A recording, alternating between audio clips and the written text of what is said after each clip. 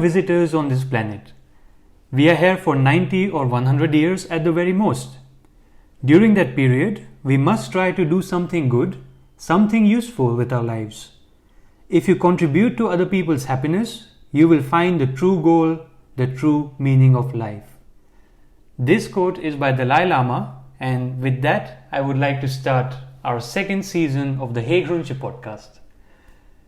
In this episode, we are going to talk about does being vegan automatically make you healthy? And with that, I'd like to invite Daniëlle. Welcome again to the second season of our podcast. Yeah, it's nice to have these talks again. Of course, we're always talking about these kind of topics, but yeah, when we're doing a podcast, we're going more into detail, and it's nice to be back. Yeah, that's right. There has been quite some gap, from the first podcast, and we like to do it in seasons. So the first season was at the beginning of this year, and every season we do 12 episodes, 12 very different episodes from each other. Sometimes there is a connection between two episodes. Yeah. And why, because this topic was more chosen by you. Why did you choose this topic, does being vegan automatically make you healthy, as our first episode for this season? Why it's the first one, I cannot really answer, but I just really like this topic because there are some misconceptions about being vegan and if it's healthy or not. And I think it's nice to go a bit more in detail in it and explain some people how we think about it. Yeah, that's right. And we are practicing a vegan diet for a long time. In the first season, we had a few episodes about veganism as well. Yeah. And it's nice to delve more deep into veganism and health, and just have a nice conversation about what we think about it.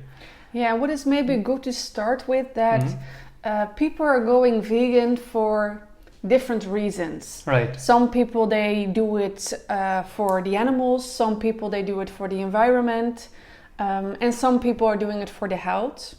But it doesn't matter which one you're choosing to start with, in the end you're doing it for everything. For us, it first started with the animals. We wanted to do good for the animals. Yeah. And then slowly also the health and the environment came. Right. But not for everyone the health is important. Yeah, that's true. I remember, I shared it also on the previous podcast, and also on a regular basis when we talk with friends, family. The reason going vegan for me was a few documentaries that I watched. For me, the first one was, of course, Cowspiracy. That really got me into it, and that covers more the environmental aspect and the animal welfare aspect. And then What the Health documentary goes more into deep about health. And but nowadays there are so many available on Netflix and other streaming platforms that I think they show it in a really good way why from all different angles one should consider going vegan. Today we talk about veganism and health, and as we always do, to give our talk a bit of structure. We like that as well, that we divide it in a few topics that we are going to talk about. So let me mention them so that we don't lose track of our conversation. So in this episode we are going to talk about the consequences of going vegan without nutritional knowledge and how one can gain that. Then we talk about some examples of healthy versus non-healthy vegan food. So that's kind of related to the first one. Actually, every topic is related, but we go more deep into some examples also from our life, because we are vegans for a long time and We have also learned it from our experiences which foods are good for your health, which are not, and how to eat a healthy, balanced vegan diet. Third one, what I really find important to include in our conversation as a full topic is vitamin D, B12, and omega-3, the fatty acid, like that. These three are the most important topics that come up when people say that I eat a vegan diet. Like, where do you get your vitamin D from, B12 from? There are a lot of misconceptions regarding this, and people say that that's the reason you should consume dairy and meat products for these vitamins. But we are going to a little bit go deep into this and debunk these myths. And the last one, also related to what we do, so we give Indian cooking workshops. So we are going to talk about Indian food and veganism, we discuss why eating mostly like Indian recipes has had a really positive effect on our health, and we don't miss the dairy or meat at all, like when we eat Indian food most of the time. So these are the four topics we want to discuss in detail, and let's get started with the first one. On each topic, we'll spend some time discussing. So what do you think about the consequences of going vegan without proper knowledge? I think it's really important to have some knowledge about food in general, not only vegans, but I think everyone. Yeah. And because people say a lot about vegans, like, oh, you're not eating good, and how do you know you not get all the vitamins? But I think most vegans are more conscious about what they are eating than anyone else, because I never heard a meat eater saying, oh, I'm not sure if I get all the vitamins. Yeah. And vegans are thinking more about it. Mm-hmm. And I also think this is also a bit related to the second part we want to talk about. But I think if you went vegan maybe 20 years back, you were always eating healthy, because you didn't had all the unhealthy processed vegan food what there is now. Right. So 20 years back, if you turned vegan, you were only eating vegetables, beans, nuts, fruits, because that was there. Maybe tofu, that was also there, of course. It has also a lot to do with geography, I think, because it depends also on the region that one is living in. And I can imagine if you're living in a region where all these things that you mentioned, like grains, legumes, rice, if it's not in abundance, then it's difficult to get all your nutrition just from a vegan diet. But in today's world, especially in the Western world, in developed countries, even emerging economies, there are supermarkets, there's a developed food system, and there's availability of all this stuff, especially for people who can afford it, because there are also a lot of people who cannot afford. They cannot, they have to think about the meal that they're going to have in the evening, that they don't have the money for it. Yeah, some people are also asking us sometimes, for example, oh, what do you think about some tribes in Africa, they hunting, what do you think about that? Mm-hmm. And we always give the answer, they are not killing the way people are doing in the West, for example. Yeah. They are killing the animal consciously. They know what they are doing, and they don't have a lot of other options that we have. They don't buy meat packaged like with an advertisement of a happy animal that they are eating in the supermarket, and they are not contributing to climate change in the way our modern agriculture system does.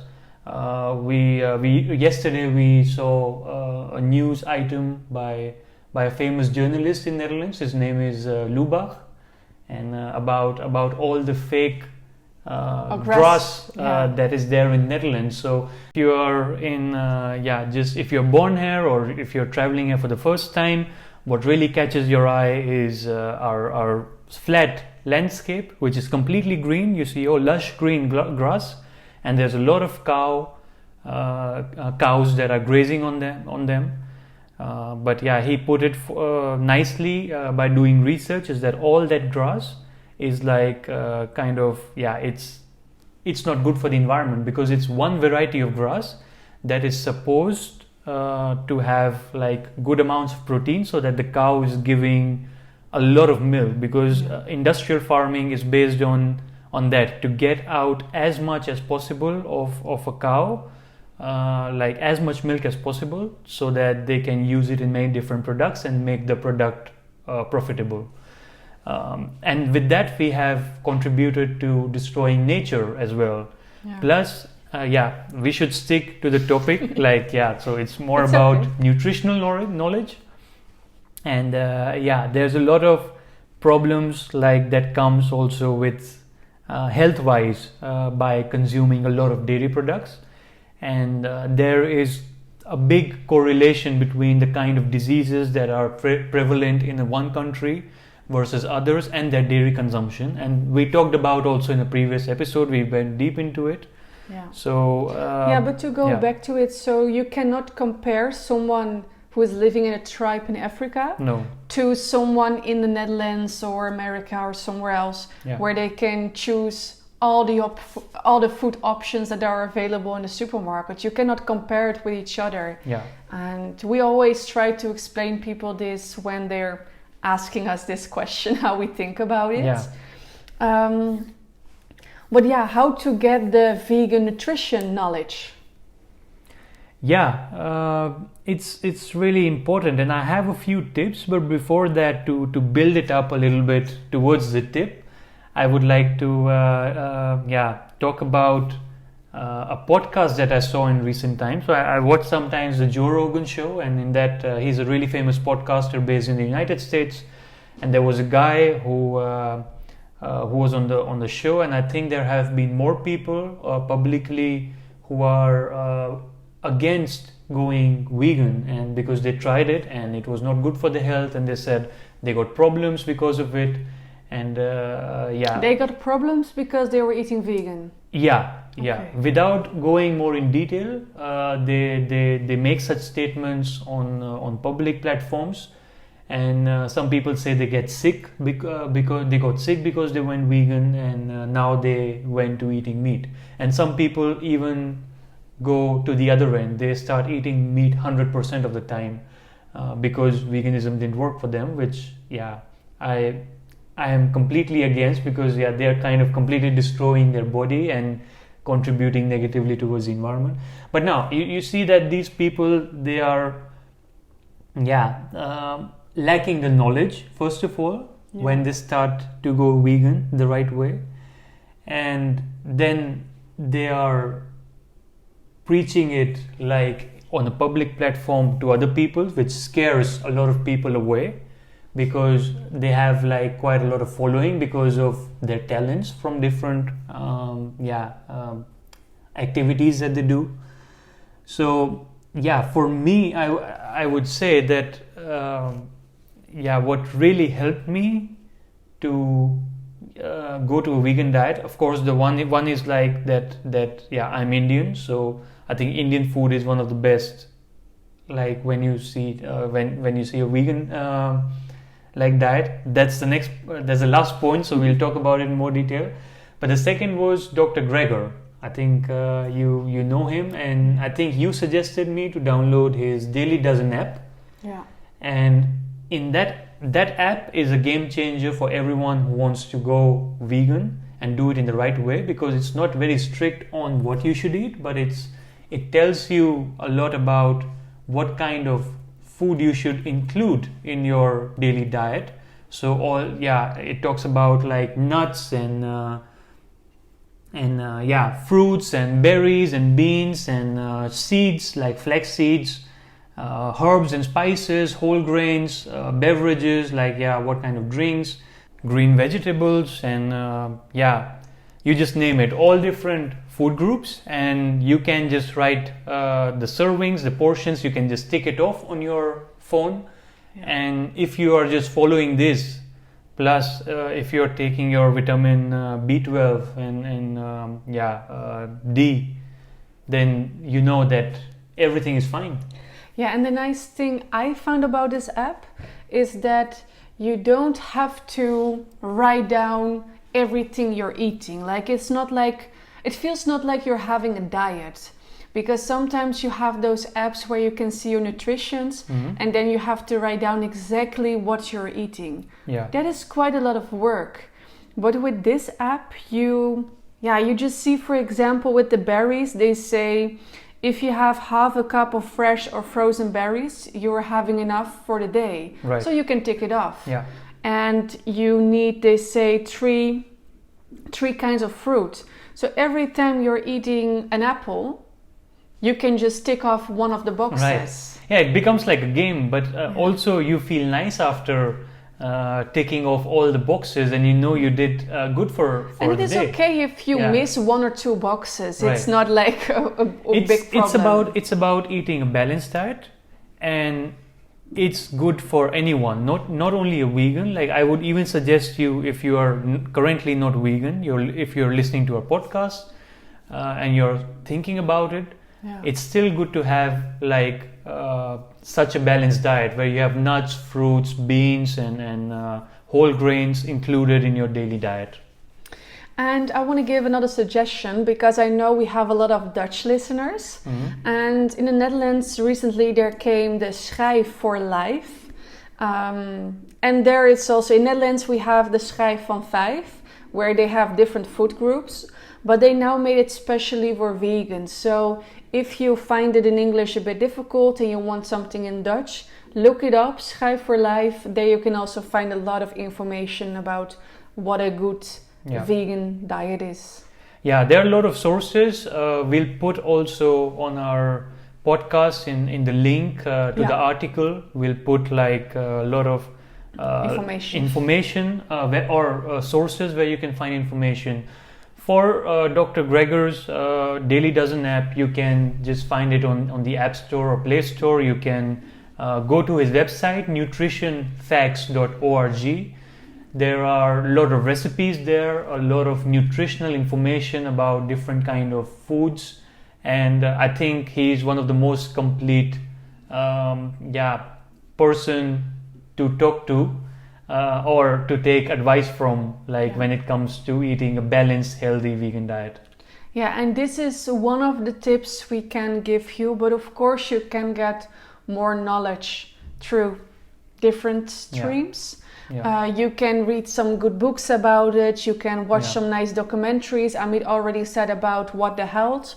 It's a good documentary to get to know more about veganism. Yeah, Game Changers is a recent documentary where they talk about more protein. Sport performance and how with the protein, like you mentioned it, like there is no disease in the world which says that someone has a acute protein deficiency. No. It just doesn't exist, because there is also humans, no vegan who is having protein deficiency. No. Yeah, so that's not a problem at all. But it's still important to eat lentils. Lentils are amazing in many different ways. Lentils and beans, they have a lot of protein. Many different lentils, they're having up to 20 grams of protein per 100 grams served. So that's quite a lot. Without all the problems and the risk to get like diseases, what comes with eating meat. So, and the use of spices just make them like really amazing. Yeah, and if you really need some personal help, like you can watch all the documentaries, read all the books that are there. But if you still find it difficult and you want someone to teach you personally how to become healthy and vegan, nowadays there are more doctors are coming that are having all the knowledge about it. There are more dietitians who know everything about veganism. I know already in the Netherlands I can name 3-4 people who are like being a nutritionist only, like a dietitian only for people who are vegan or who are having interest in it. Yeah. So it's getting easier to get the information also that way. Yeah. But I would like to go on to, does being vegan automatically make you healthy? And give some examples about healthy things versus non-healthy things, because healthy food versus non-healthy food. Yeah, you say it good, because it not makes you directly healthy if you're going vegan. And I already explained it in the beginning. I think if you went back 20 years and started to eat vegan, you would eat it, a good diet. But nowadays there are so many products in the supermarket that are not healthy. One tip that I always follow when I go to a supermarket, I try to go to a supermarket which has a lot of fruits and vegetables. So I like there's also research done. By the way, we are not like certified dietist or someone, so don't follow our advice too hard. But we are just talking from our own experience about how we see things, and it just works for us. So it's nice to discuss it also with other people.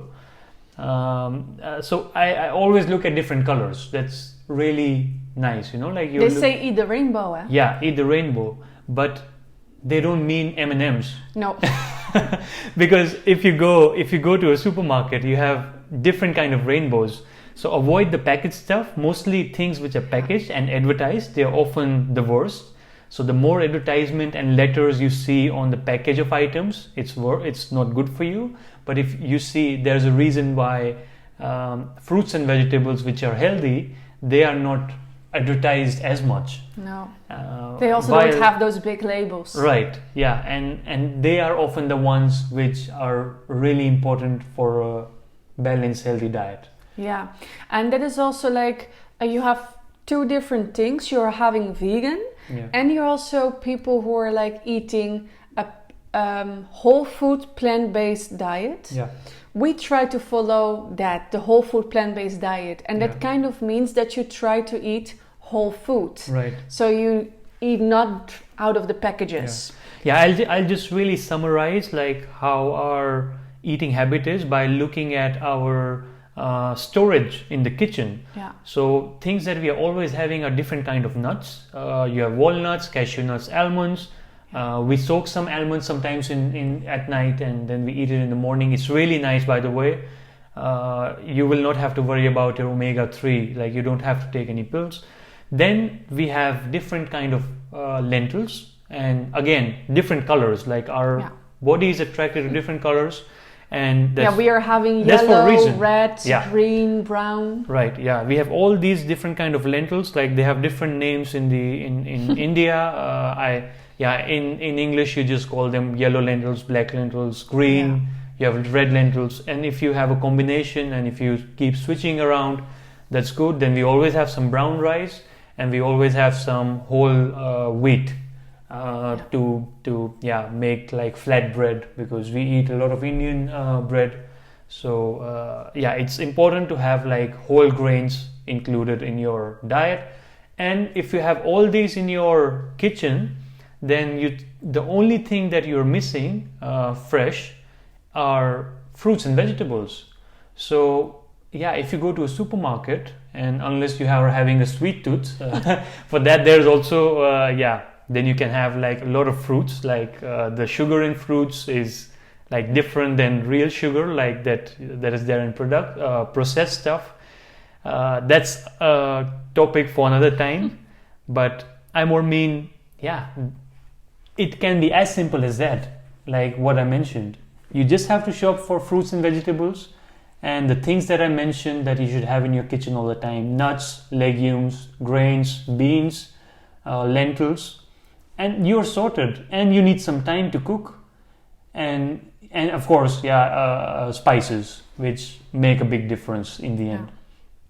So you kind of say in the end, you can choose if you want a healthy vegan diet or not, because there are a lot of things that are. Sometimes we get to hear from people who are not vegan, "Oh, I don't eat vegan things." And then I think you do, because you sometimes eat fries, for example. Fries is also vegan. And you're also eating an apple, is also vegan. So I just want to mention that there are vegan things that are healthy and unhealthy, and you can choose in the end what you want. I already explained that we try to eat whole food plant-based. But it doesn't mean we eat every day whole food plant-based. No. Sometimes we have a day we want a movie night and we eat some popcorn, but that is maybe just once a month. It's not something for a daily base. But yeah, I want to ask you, what do you think about all the unhealthy vegan food things that come in the supermarket the last 2-3 years? I would say it's not for me, also not for us. I think it's a good step, because every vegan plant-based burger means one less animal killed or one less hamburger from real meat on the shelves. So for the people who are used to eating those stuff, it's nice to have an alternative, which is contributing positively towards the climate, towards their health. In that regard, I think it's really nice.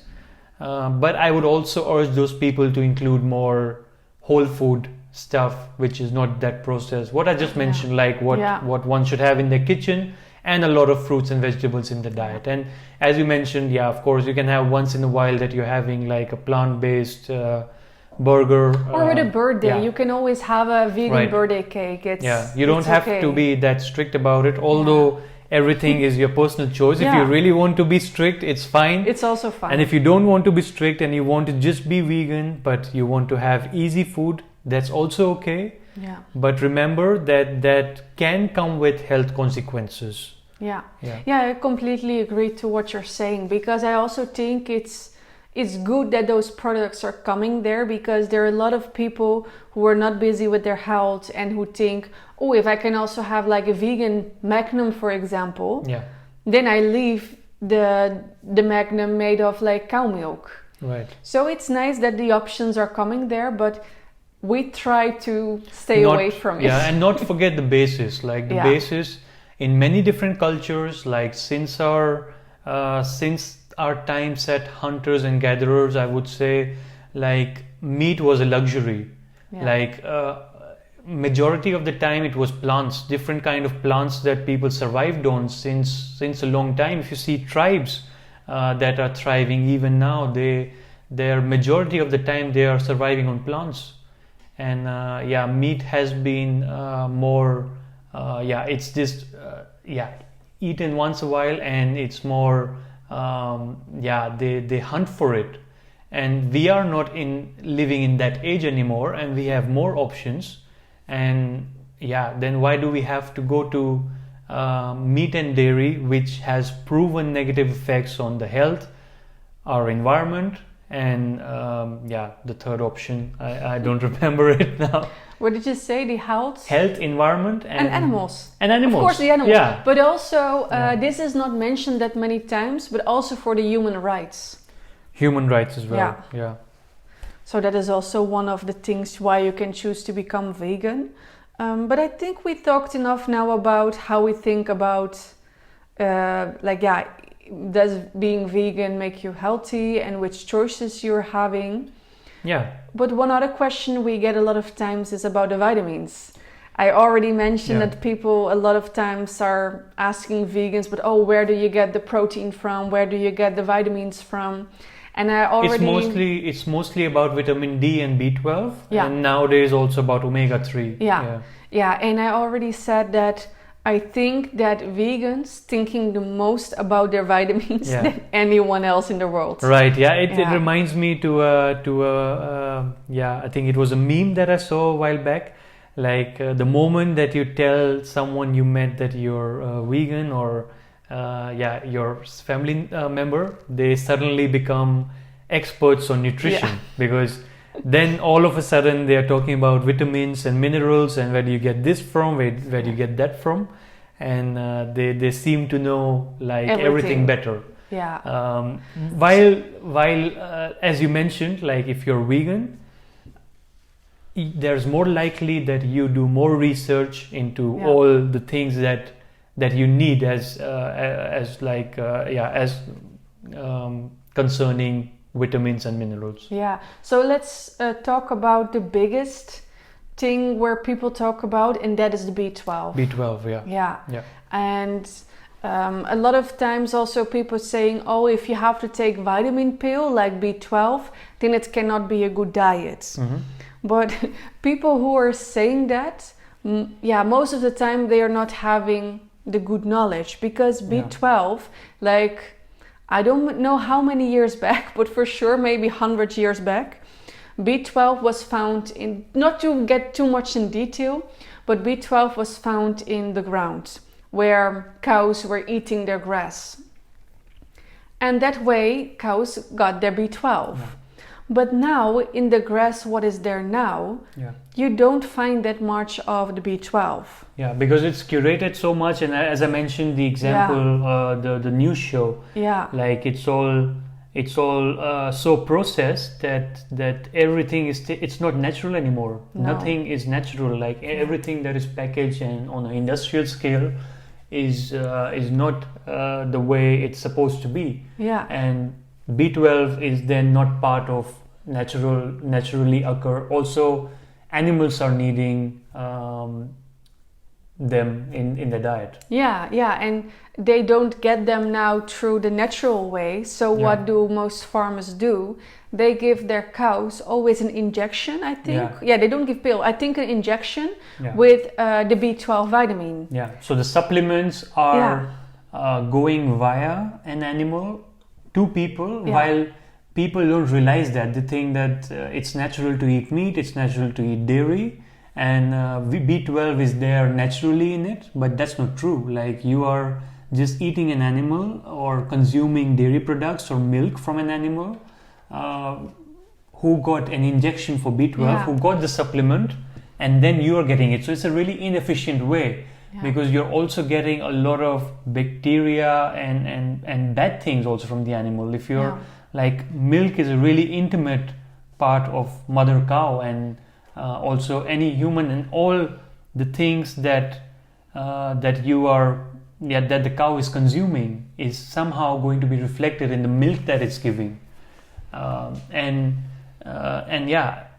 Nowadays, like, the amount of supplements that dairy cows have to get is just unprecedented. It's just crazy with how much supplement they have to be injected with, so that they get like healthy milk for making dairy products. And that's why vegans are thinking that why not take the supplement directly ourselves. And the same thing is with the omega-3, because omega-3 you can find in some, how do you say, seaweed? In the sea? Is it seaweed, plankton? What is it? You can find it like some plants in the ocean, they are having the omega-3. And the fish, they are eating those plants. So the fish also get the omega-3. And a lot of times you hear people saying, oh, omega-3 is so important and you can only get it if you're eating fish. But most people, they don't know, the same with the cows, is that the fish is not having it from themselves. They eat something, and that's why they get omega-3. And also because of that, vegans are thinking, why not take the omega-3 directly ourselves?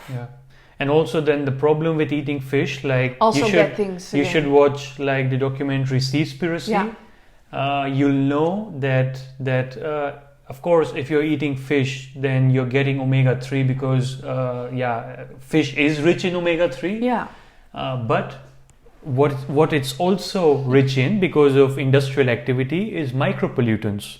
Microplastic. There's so much bad stuff in fish. It's correlated. Like, I read a recent study that if you are eating fish like 2 or 3 times a week, you have a way higher risk for skin cancer. You have for many other diseases, because it's really bad. Also bad fats, like you can get by eating fish. So omega-3 is an example of a good. So it's like, if you're eating fish for omega-3, that's not a good decision, because you are also getting more, and most things in fish nowadays is bad stuff, and you're also getting that in. So why not just go straight for the omega-3 by leaving the fish aside?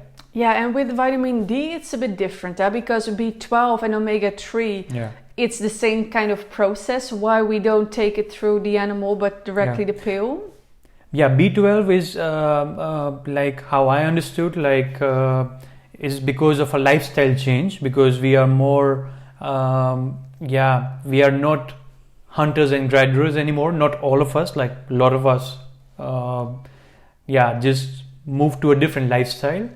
And before we were just eating things from the trees, from the ground, and we were getting B12 that way. And in the water. There was a lot of B12 in water, but everything is so clean now that we don't get it also that way anymore. Yeah. But the vitamin D, it's also lifestyle thing. One. Yeah, it's also lifestyle problem, and I think even if you're eating meat and dairy, at some point you will get this disease, not really disease. It can lead to disease. What is your low vitamin D levels, and a lot of times what's happening is that people think that we eat meat and dairy, so we don't have to worry about vitamin D, but that's not true.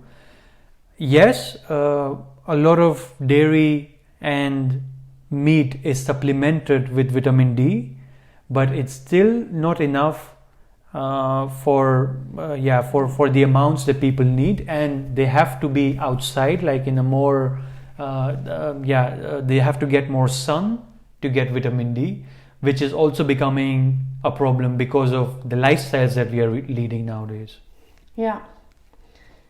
So it's for everyone, not only for vegans, it's important to check your vitamin D, because like what Amit said, we are less outside. A lot of times we are spending inside at the office or inside in front of the TV, and so of course you can find the vitamin D in animal products. You can also find it in some vegan products like champignons. What is it? Like mushrooms. You can find it in mushrooms, for example. But it's not enough to survive on. Like for everyone, it's important to go outside, to be more in the sun. But even if you be more in the sun, still, like we, for example, live now in the Netherlands, and half of the year there is not that much sun. And also people like Amit has a darker skin color. Then also you need more vitamin D than someone like me who is white. So there are a lot of things you have to think about. But still it's recommended because it's a really important vitamin, and I would advise especially vitamin B12 supplement is quite important for everyone around the world because of the lifestyles that we are leading. In a modern world where a lot of things have changed, like people living in tribes still, they don't have to worry about all this stuff. Like I would say, what a luxury, because those people, they think like these are problems that you created for yourself, so go figure out. And unfortunately we have to figure out like a vitamin D and B12. D especially in winters, try to be more outside in summers and you'll be fine, like you do not have problems with vitamin D, although the levels are getting lower and lower every day, like due to that changing climate, like also the level of vitamin D that we can absorb in our body is getting low, but still it helps. And in winter I would advise everyone to take a supplement for vitamin D as well. And it's okay to go to the doctor and ask to check your vitamins. Maybe it's costing some money, not every insurance in every country is covering it. But I think it's okay to, if you are having your doubts, go let it checked, because then you know what you can change. And then I would like to shortly say something about the other vitamins, because if you're going vegan, they also talk a lot of times about iron and calcium. Don't worry too much about that. If you have a good diet and you're eating a lot of different things, like different lentils, different greens, then you will get it. Then you shouldn't worry about it. No, those are just naturally occurring in many plant-based products. So let's move to the last point. You already talked a little bit about Indian food and veganism, but for sure you have some more to say about it. But I'm going to add on what I said before. Again, coming back to our kitchen shelf, and what I think most people should have in the kitchen is a lot of different kind of beans. different colors of lentils and whole grains and whole wheat and brown rice, like with the fiber coating on it. Maybe I can add something nice to it, because I grew up in the Netherlands and I was used to having some potatoes, a vegetable and a piece of meat. Yeah. And that is how I grew up. But then I first became vegetarian, and then I was just leaving the meat out. And then I became vegan and I was leaving the milk and the cheese out of my diet. So in the end, I was just eating my potato and vegetables. That is not a good diet. And I didn't really know how to change that diet, because I didn't really had the knowledge about it then, and I didn't know which dishes to make.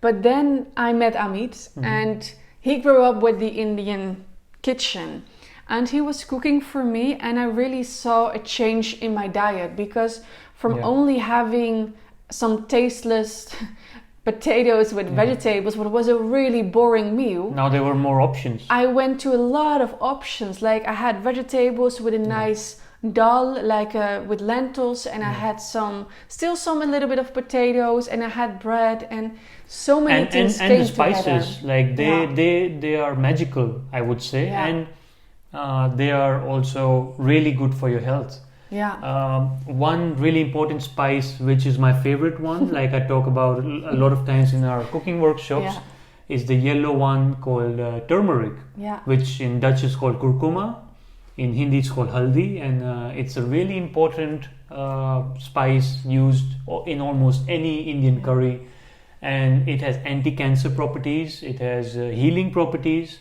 and it's really good to use in your food. Yeah, but also things like cinnamon and cumin, they are also good for you to it's, take. If you go into the benefits, and there's quite some data, quite some research done on all the benefits of these spices, and to include them in a combination of fruits, not fruits. Sometimes you can, like we use chaat masala for fruits. So I was not completely wrong there, but definitely for vegetables, lentils, legumes, and the taste, like that these spices in combination with all these things they bring. It's I already get like hungry when I talk about it. Because a lot of people think, vegans, they are just eating salad with cucumber and carrot. That's not true. It doesn't have to be that way. Some are doing that because they have yet to discover the amazing kitchens. Of course, we talk here about Indian kitchen, but I know they are more like more Asian, also African, and Mexican. There's nice. I think the whole world kitchen, like it has so much more to offer, and we are ourselves like always exploring. Like we come across food that from other cultures, and then we think like, this is something that we really missed. I also hear a lot of times from other vegans that since they became vegan, they got to know more ingredients like tofu and tempeh and different kind of vegetables, where before they never thought about, because they were used to a specific diet, and now they explored so many more things, they tried out more new things, and I think that is a real benefit of going vegan, to explore more. And that's what we also like about what we do. So we give Indian cooking workshops, and people ask us, as you mentioned, that when they come, like they discover new things, and in the end, because we don't directly promote that we give vegan cooking workshops like as such, we just cook vegan. And so there are also a lot of people who come, they don't know what veganism is. And they never complain. They like the product so much that they are fine with it. So I think that brings us to the end of the fourth point that we discussed, and I think it was a really nice talk, like a bit chaotic, I would say. I think it was a bit chaotic. But it's I think I really enjoyed all the different aspects of it. It was nice that we had these 4 topics that we could talk about, and we could just share our ideas with And ourselves and I our think viewers. we could talk for hours more because Yeah. we have so much to talk about. And that's the reason that we had to sometimes like break to the next topic, because we don't also want to make our episodes too long. Thanks for listening. Check out our website for all different things that we do. We give Indian cooking workshops. We have Dutch vegan Indian cookbook that is in the market now. We started with YouTube currently, where we share really nice recipes while also our personal life. So just heygroentje. If you type heygroentje.nl, that's our website. Heygroentje is our Instagram handle, or Facebook.